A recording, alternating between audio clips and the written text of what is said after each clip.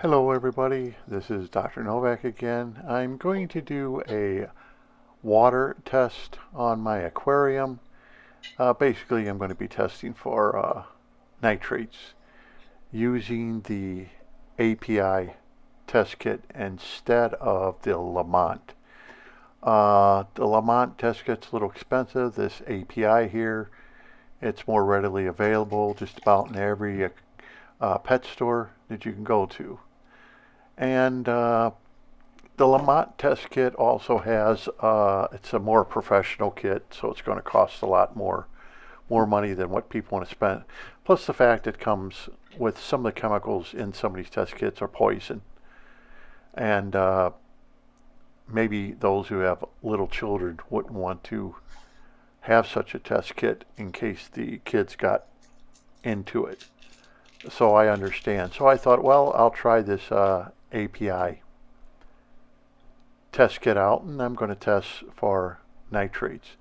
It's been a couple weeks. I haven't done any water changes in more than 2 weeks because I wanted the aquarium to have a higher bacteria load in it so it would inoculate the BCB basket that I made and the canister filter, which was my last video.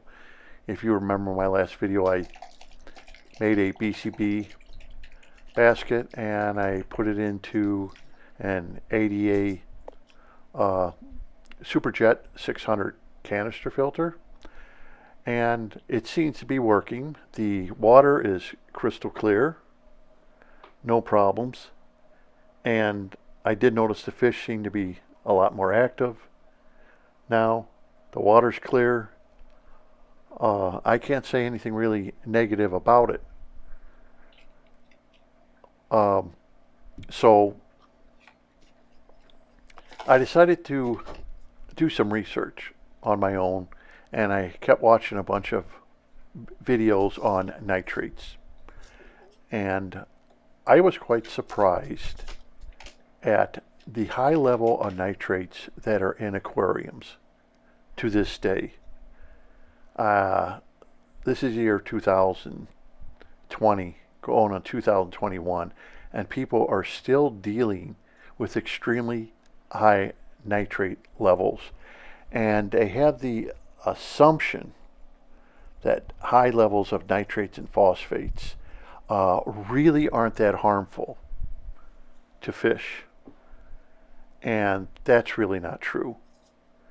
Fish are not in the wild exposed to high levels of nitrates like we have in our aquariums. They're lucky to even be exposed to 5 parts per million. The tropical fish of which we have, because nitrates are going to mean eutrophication of the system, which means the downfall of the system. And that means, like a pond, usually that happens maybe after 100+ years. And we do that at warp speed in our aquariums so quickly that we put 100 years of waste in our aquariums in no time at all. And that's really a shame. And I've always thought that. But the stress factor in a fish, if anything really starts going above 5 parts per million, even of nitrates, starts affecting the fish in negative ways. And of course, this is getting into creating hormones, glucocorticoids, and these hormones are created in fish of anything over 5 parts per million. That's what my tests have revealed. And the videos that I watched, they were reading anywhere between 20, 40, 80 parts per million of nitrates. And of course, they all were very nice videos. They all explained that maybe they lacked on maintenance or they hadn't done a water change. There was always some excuse, right, with every one of the videos. But one of the videos that I put a link to that I did, and to show people that they actually had 2 tanks exactly the same. They had neon tetras in it, 13 of them. Both tanks were heavily planted with very aggressive plants. One had CO2, one didn't. They both had the same light, the same amount of light. They both were fed, I think, 2 grams of food. Both tanks were, the experimental tanks. One tank, the nitrates and phosphates kept climbing every week, while the other tank showed none. The one that was had the CO2 being injected into it. So the plants were taking care of the CO2 and the nitrates and ammonia and everything else. Of course, if you can get rid of ammonia, you're not going to have nitrates. So that's one thing that you have to think about. Get rid of the ammonia and you won't have nitrates, because it's not going to be broken down. It doesn't have to be broken down. Anyway, these 2 tanks showed that when people say plants use nitrates, that's not necessarily 100% even true. In fact, that's not even factual. Unless your plants are aggressively growing and you're using CO2, the odds of them taking in nitrates is chemical work, and they're not going to do it then, because it is too much chemical work and it has to be done during peak photosynthesis, because it takes a lot of energy to convert nitrate into ammonia, which it's the ammonia that's used for their proteins and amino acids, not nitrates. That's got to be broken back down to ammonia. So when we have tanks like we have, and they're not with CO2 or anything, it's very hard to get those plants to utilize the nitrates as a food source unless there's very little nitrates to begin with. And that's why you see planted aquariums with very light fish loads. And basically, the aquariums are more geared towards plants than they are towards the aquatic life that lives in them. Now, with all these videos that I watched, and you can watch them too, all you have to do is just go in there, put in nitrates.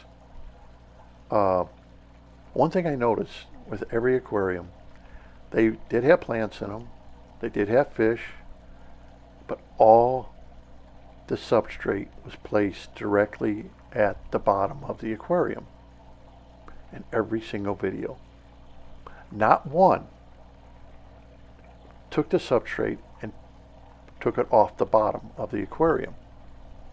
Now, I don't know how all this started, where all of a sudden today substrates are placed directly on the bottom of aquariums. Now, let me give you an example here. You're trying to create a biotope, right? You understand that in your aquarium. You're trying to do this balancing act. So let's say you took a tank, whatever size you want, and you took it to a natural pond or a natural lake, and you put the tank in there and you pushed it into the soil 2, 3, 4 inches, and then you put a piece of glass underneath it, okay, and you took it out and you put it in your house. Now, you would think you would have the perfect biotope, correct? It'd be perfect. It's got to be perfect because it came from a natural system. You would have all the fauna, you'd have all the bacteria, you would have everything going for you. But you couldn't be more wrong. Because once you put that piece of glass underneath the aquarium, you blocked off the intersection of topography between groundwater and the water exchanging in and out of the substrate easily. This is where people fail. When you put your substrate directly on the bottom of an aquarium, that's what you are doing. You are like putting that piece of glass on the bottom. The water cannot easily go in and out of the substrate any longer. Now, this was proven back in the 40s And it was used during the 40s and 50s and 60s, where that's where they came up with the undergravel filter, because they realized putting substrate directly on the bottom of what it did. And they found out that water needed to move in and out of the substrate freely. Of course, then they went overboard trying to copy sewage treatment plants by making the water move even faster through the substrate. But that's something else altogether. But they actually had it right in the very beginning. They used like a 1/2 inch lift tube, 5 or 6 inches long, and they used to send bubbles through it. It didn't move much water at all through the substrate. It moved very little water through the substrate. And they actually had it right. That's what it should be. The water should move slowly, very slowly through the substrate. So I decided to test it with this API test kit here. And as you can see, it had 0 nitrates. And I feed these fish 6 to 7 times a day because I can, and they have grown, they're healthy, have no problems. Now since I put the BCB in, I see the algae is starting to die off. That was starting to grow, but that's very common. You're going to get some algae even if you use a BCB, only because algae is part of the ecosystem of an aquarium. You're going to have some algae. You're never going to get away from it. And that's a good sign. It's not a bad sign. It's a good sign. We may not like all the algae that we are growing, but it doesn't necessarily mean everything's going bad. Certain algae, yes, they will mean things are going awry, but a lot of algae mean things are just healthy and they're maturing. And this is the way limnologists actually test water systems, by testing how many different algae are in the water system and to find out what is happening to the system. Is it dying off? Does it have, algae that prefer, acidic conditions over alkaline conditions? And you really get involved in when you do testing like that. So when I decided to do these tests to find out about the nitrates, and like I said, I watched all these videos, we know that for a fact, because I did the test on Carassus auratus, that even at low levels, the fish were actually showing stress. Now, this stress may not be something that is, really clear and visual to all people, because it's no different than us. If we're being stressed out, we may not show outwardly any stress, but the stress is still there nonetheless. And the hippocampal of the fish was being destroyed, and it was showed a degeneration of the hippocampal from nitrates, causing the excess amount of hormone in the fish that was destroying it. Now, this stresses out an animal. It stresses out humans. It causes us, when we have stress like that, it causes us to maybe have insomnia. Other parts of stress could do other things, as we all know. It can cause other problems when we have stress, ulcers, heart disease. It does the same thing to a fish. So nitrates were always thought to be one of those byproducts that were harmless, and they can go up to 40, 50, 60 parts per million. But in reality, it takes very little nitrates to start stressing fish out. Most hobbyists probably don't care, because if the fish aren't showing some outward sign, such as a sickness or fin rot, tail rot, or cloudy eyes, or they're not quite as active as they did, if this happens at a very slow rate, you may never notice it. Otherwise, if your fish look good, you're going to say, oh, so what? I have 40 parts per million, 60 parts per million of nitrates. I don't really care. But it does wind up causing problems. It could cause a lot of problems with your nitrogen cycle because of the fact your algae could start using the nitrates as a food source, and a lot easier than your higher order plants that we use, because they do not need as much CO2 as a plant does to really work very hard. And they don't need as much light as a higher order plant does in order for them to photosynthesize. And then there are other algae that we call them algae, but they're not. They're really bacteria, like cyanobacteria. A lot of people just call it an algae. That can start taking over and start destroying an aquarium at lightning speed. So when I came up with the idea of the anoxic filter and the PCB, these are two problems I had to try to solve. In ponds, you can't have an under gravel filter, or you can't have a plenum. That's just out of the question. So I made the PCBs so when the water flowed past them, it would take the ions and utilize these ions as a food source, the Factata bacteria. Now, when I talk about making a slow-moving plenum versus putting substrate directly on the bottom, because if you put substrate directly on the bottom, you could have a nitrate producer instead of a user.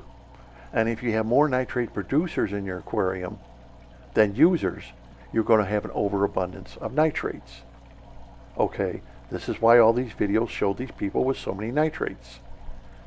This is why in the experiment that the two guys did with the tanks, that one had CO2 and one didn't, one tank, the nitrates and phosphates just kept climbing and climbing and climbing, even though they had a ton of plants, because they weren't being injected with CO2, where the CO2 tank had no nitrates and phosphates. So this goes to show you it doesn't take much to have a nitrate producer. But in that video where they had the two tanks, the failure was they once again put the substrate directly on the bottom of the aquarium. Watch the video and you'll see what I mean. That becomes a nitrate producer.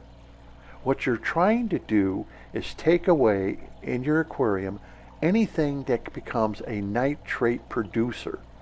So when you make a slow-moving plena, okay, you're taking the gravel off the bottom, you are moving water through the bottom very slowly, and there's an exchange process. Now the Germans tried this, and they tried it with heating cables, and that would cause convection through the substrate. That way you put your substrate directly on the bottom, but you had heating cables. Well, we're foregoing the heating cables because we found out that the heating cables, they didn't work in the summer, and therefore your substrate would start to turn black at the bottom. And I proved this in the classroom. We proved it. In the summertime, it started turning black.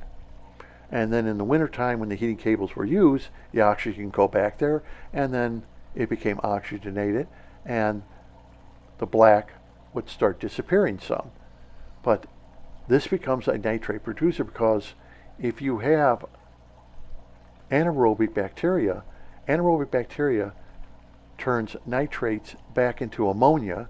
It makes more ammonia that has to be broken down into nitrates. So as the ammonia starts coming up, then you have aerobic bacteria that break it back down to nitrates. And then you have the anaerobic bacteria on the very bottom that turn around and take those nitrates and break it right back down to ammonia. And you see the cycle that happens when you put substrate on the bottom of your aquarium. The smaller the substrate, in other words, the diameter of the substrate size, the millimeter, 1 millimeter to even less, like sand or something, it gets compounds, it becomes even worse. That's why in the 70s they stopped using sand, because sand caused too many problems with nitrates. Same reason why they stopped using wet dry filters. It caused too many problems with nitrates. Wet-dry filters became nitrate producers. They were able to break down ammonia 30% faster than, let's say, a substrate, a gravel bed, or a canister filter, or a hang-on-the-back filter. But they produce nitrates like crazy, and then they found out they were fouling up their tanks, making their tanks turn all kinds of algae problems and saltwater tanks, and now you really don't see wet, dry filters anymore. They're kind of gone. Everybody did away with them. And they said they're nitrate producers. They didn't like that. So this is what happens in our aquariums. We make nitrate producers, and we have no way of getting it out except a water change. Now, adding this BCB basket to a canister filter is great, because you see people, they do reviews on canister filters, how they clean them and everything else, right? We all see that.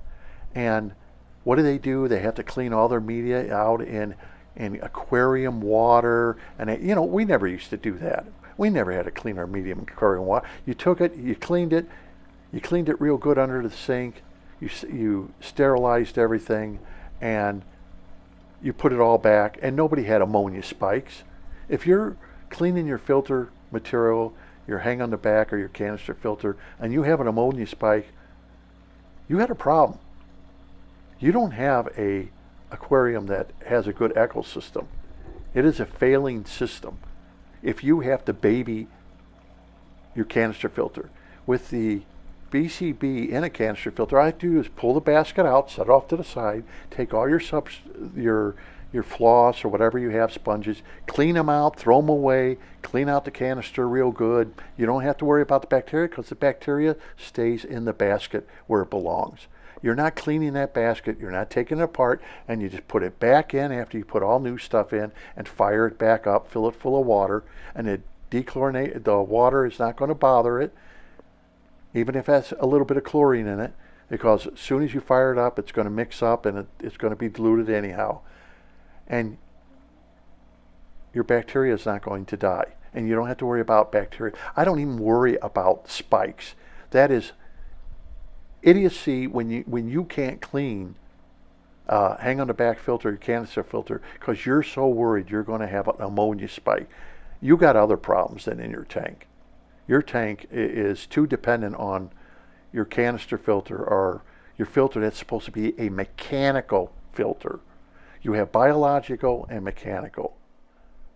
So remember that when you make a tank. Nitrates, anything really above 10, you got to really have less than even 10. 5 is even better.